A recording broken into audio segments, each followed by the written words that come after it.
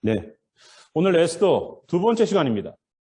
오늘 제목은요, 하나님, 어디 계십니까? 라는 그러한 말씀이에요.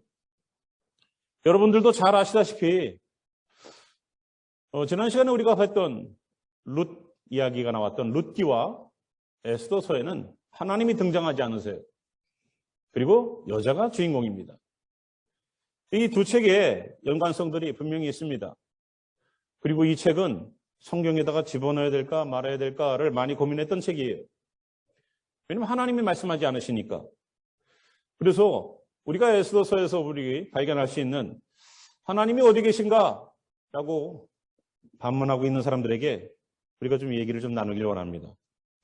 먼저 에스더의 이야기가 제일 끝에 여러분 아시다시피 이스라엘이 올해에는 3월 16일과 17일 이틀간처럼 보이는 하루입니다. 왜냐하면 이스라엘 백성들의 시간의 개념은 해가 지는 일몰부터 하루의 시작이기 때문에 그렇습니다. 우리는 밤 자정이 되어야지 12시가 넘어가야지 그 다음 날이 되지만 유대인들의 시간은 그렇지 않아요. 그래서 저희가 태양력을 쓰고 있는 사람들에게는 16일 저녁부터 시작해서 17일 해가 지는 일몰 시간까지가 바로 하루입니다. 그날이 여기에서 에스더를 통하여서 이스라엘 백성들이 하만이라는 사람의 계략 때문에 유대인 전체가 죽을 수밖에 없었던 그 시간 속에서 다시 살 수 있는 시간으로 바뀌는 죽음에서 부활을 경험하는 그 시간을 경험한 시간이 바로 이 시간이에요. 그래서 에스더에 나와 있는 중요한 절기는 바로 불임절입니다.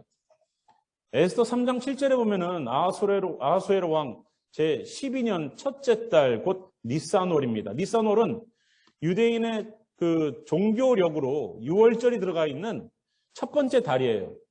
이스라엘 사람들이 쓰는 두 가지 달력이 있습니다.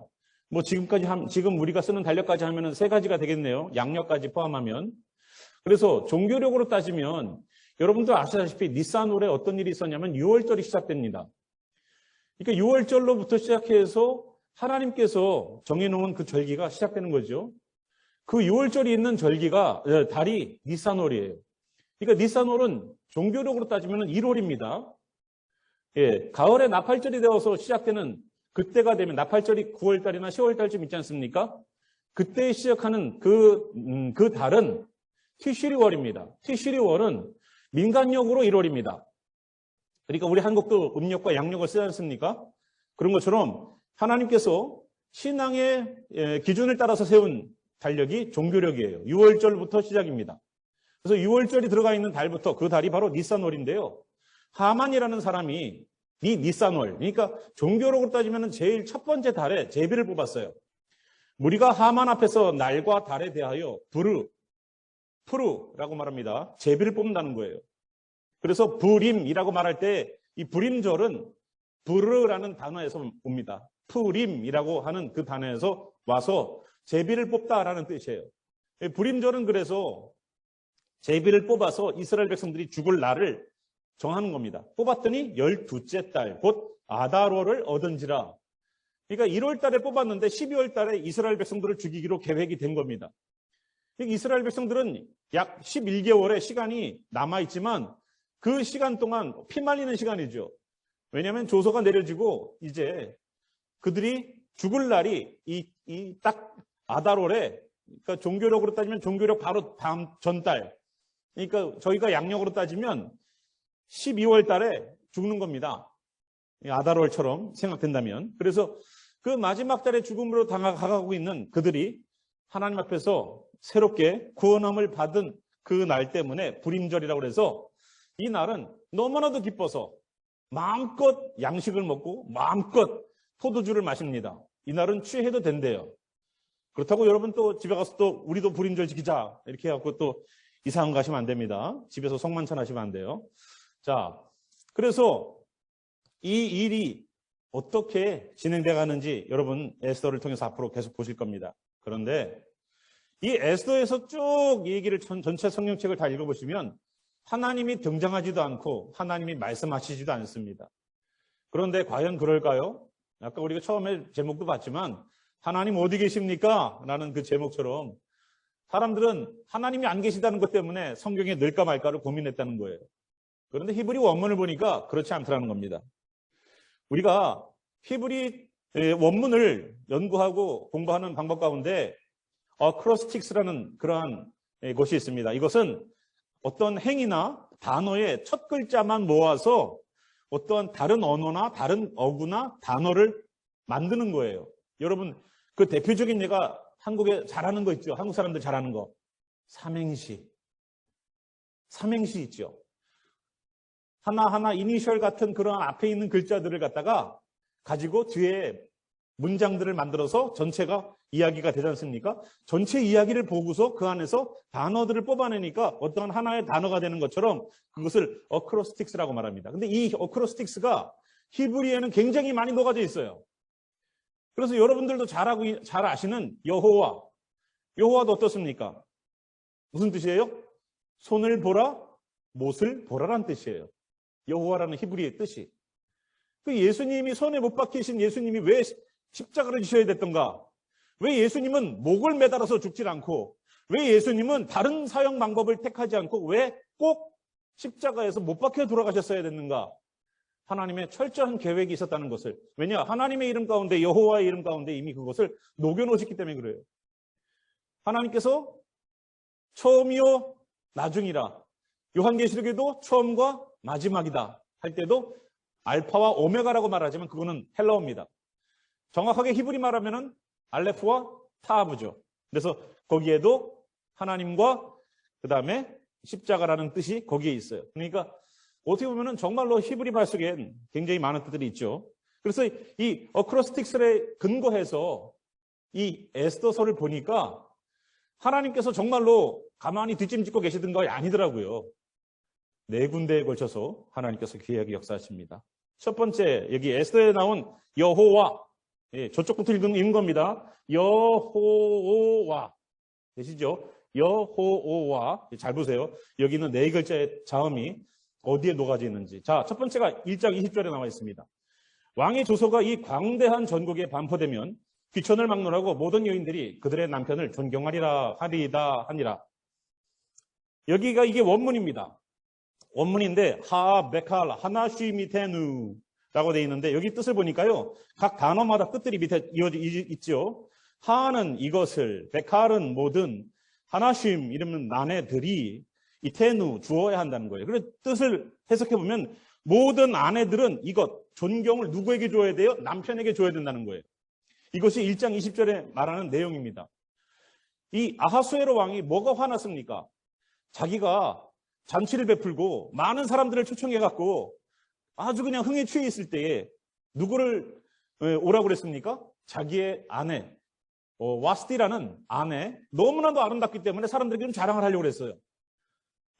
왕이 계속 180일에 약 6개월간의 잔치가 끝나고 또다시 7일간의 잔치가 벌어질 때에 얼마나 많은 사람들이 와서 사람들이 와서 왕과 함께 좋은 시간을 보냈겠습니까?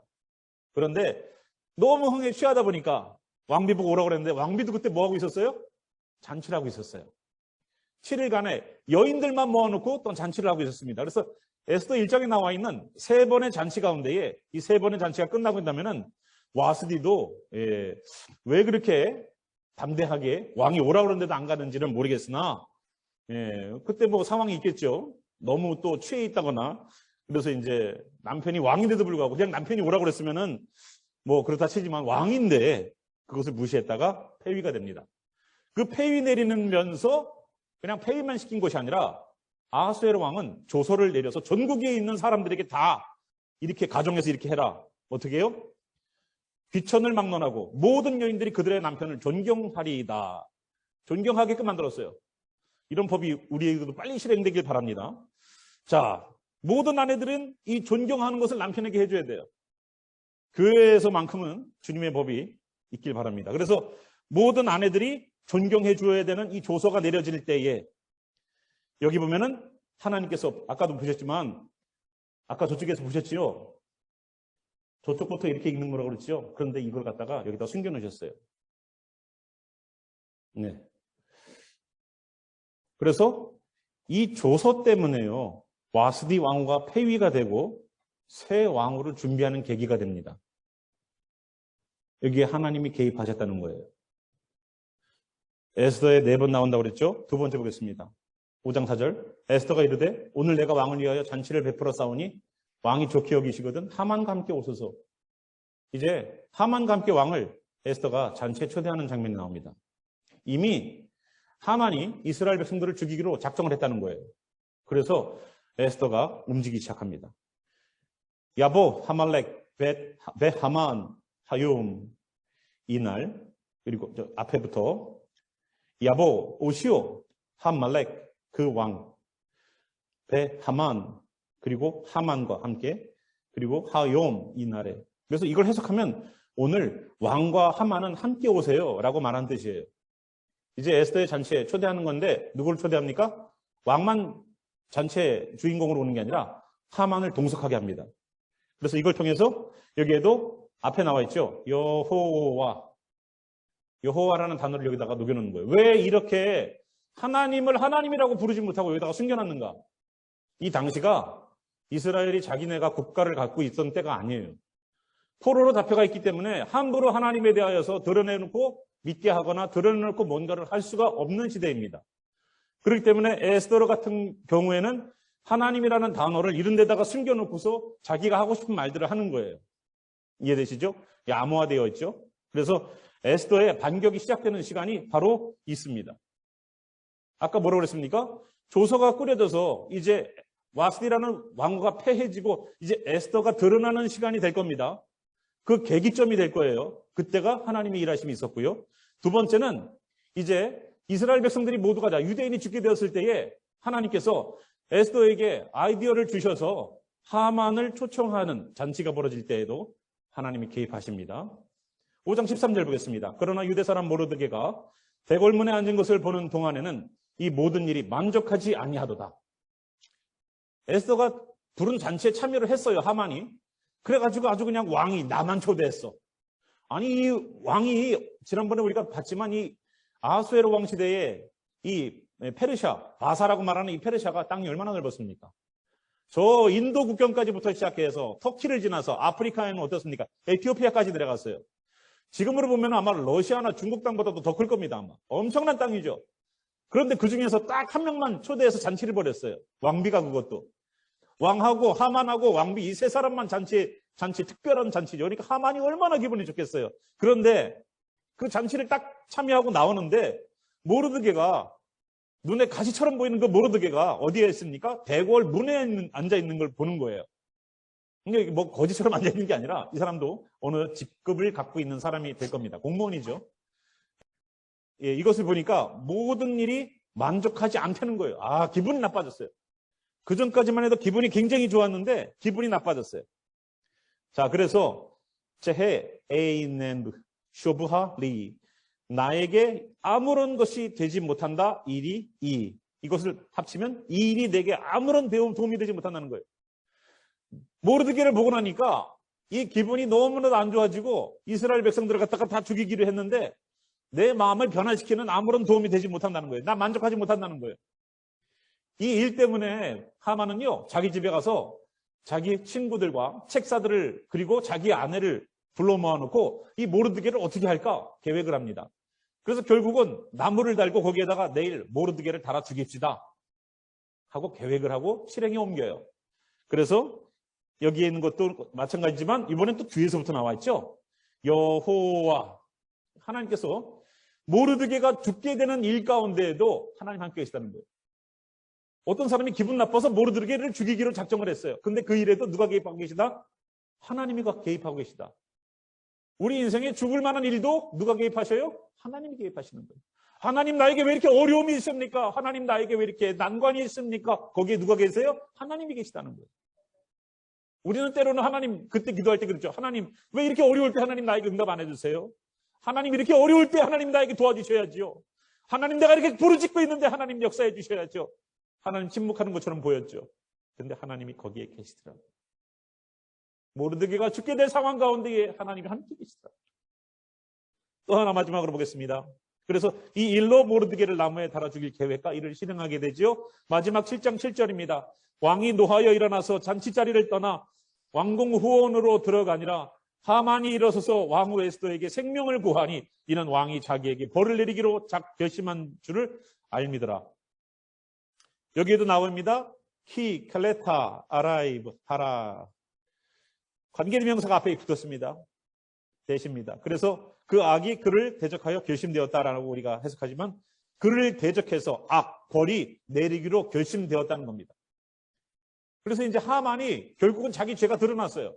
왕이 굉장히 노했어요. 그래서 왕이 뭐를 하기로 작정했느냐? 이제 벌을 내리기로 작정했다는 것을 얘기합니다.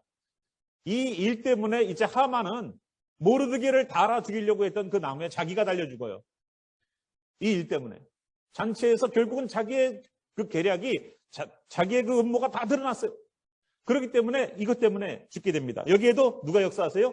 여호와. 이번에는 저쪽부터 이렇게 오죠. 여호와. 하나님의 역사하심이 우리가 인생 가운데에 반전을 일으키는 그 상황에도 무언가 다시 회복되는 그 상황에도 하나님이 함께 하시더라는 거예요. 그래서 이 일 때문에 하만이 죽게 되는 계기가 되고 유대인들에게 내려졌던 곧 실행돼갖고 모든 유대인들이 죽어야 될 그 조서는 이미 다 왕의 이름으로 다 내려갔습니다. 각 지방으로 다 내려갔어요. 이제 곧 다 모두 죽습니다. 빨리 조서가 전달되지 않으면 또 다른 왕의 명령들이 전달되지 않으면 다 죽습니다.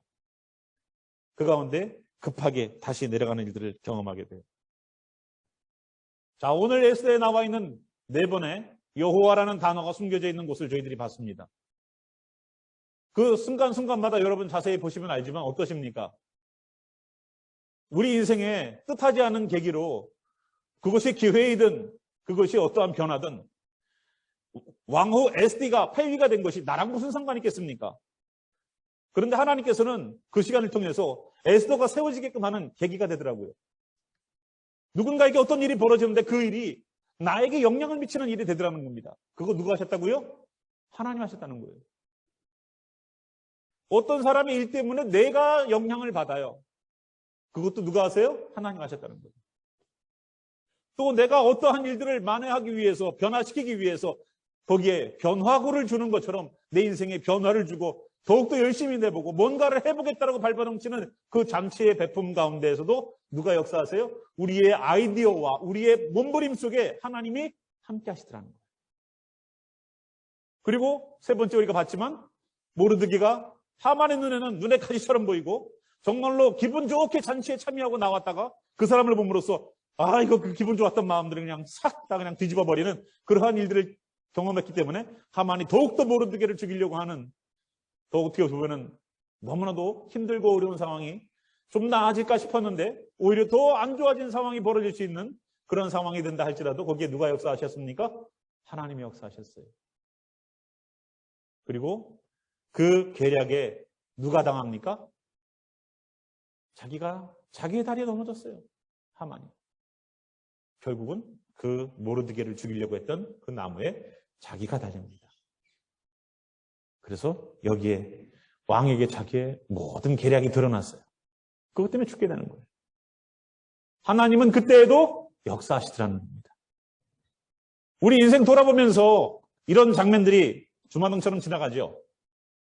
인생 살다 보니까 나도 이런 경험이 있었지. 참 진짜 그때 너무 힘들었어. 그때 누가 계셨어요? 하나님이 계셨어요. 아니 저 사람 때문에 왜 내가 피해를 봐야 돼? 아니 왜 저 사람 때문에 내가 영향을 받아야 돼? 아니 왜 저 사람 때문에 왜 우리 뭐 때문에 왜 우리 가정의 누구 때문에 왜 우리 회사 누구 때문에 왜 내가 피해를 보고 손해를 보고 어려움을 겪고 해야 돼? 거기에 누가 계세요? 하나님이 계시는 거예요. 하나님은 그래서 우리가 안 보이는 그 순간에도 에스더에 어떻게 하나님이 계시냐? 하나님 한 번도 나오지도 않고 하나님 한 번도 말씀 안 하시는데 정말로 그랬던가요? 아닙니다. 하나님은 그 안에 녹아서 계셨어요. 우리 인생 가운데 하나님은 항상 역사하셨습니다. 하나님이 우리가 힘들고 어려울 때 눈 감고 뒷짐지고 딴 데 보고 계신 하나님이 아니라 우리와 함께 고난 가운데에 우리가 함께 가운데 고민 가운데에 함께 고민하셨어요. 우리가 하나님 어떻게 할까요? 우리가 다 죽게 됐는데 어떻게 할까요? 그때에도 하나님 함께 계셨어요. 내일 당장 모르드게처럼 죽는 일이 기다린다고 해도 거기 하나님 함께 계세요. 성도 여러분, 우리의 인생 어려운 가운데는 항상 하나님이 말씀 안 하시는 것처럼 보입니다. 그런데 절대 두려워하지 마세요. 하나님이 함께 하십니다. 그래서 우리가 에스더서에 나와 있는 어크로스틱스를 통해서 하나님을 발견하고 하나님이 그때그때마다 언제 역사하셨는지를 보고 나니까 우리가 정말로 우리의 신앙이 흔들릴 때마다 다시 우리를 붙잡아 주시는, 보이지 않는 곳에서 우리를 붙잡아 주시고 역사하셨던 주님을 경험하는 우리가 되길 바랍니다. 하나님은 그런 하나님이세요. 하나님이 어디 보여요? 하나님 어디 보여? 했던 많은 사람들이 있지만 여기 에스더서를 보니까 다 하나님 녹아져 계시더라고요. 그래서 오늘도 우리들의 인생의 힘든 순간마다 다시 주님을 바라보는 그런 시간이 되길 바랍니다. 우리 함께 일어나셔서 우리 찬양 가운데 잠시 기도하는 시간 가질게요. 정말로 날마다 여기 지금 찬양처럼 날마다 순간순간마다 우리 앞에 어려운 일들을 보게 되는 일들이 벌어질지 모르지만 주님 그때마다 함께 하시던 주님을 다시 한번 기억하고 힘을 얻길 바랍니다. 함께 우리 감사하는 마음으로 기도하겠습니다.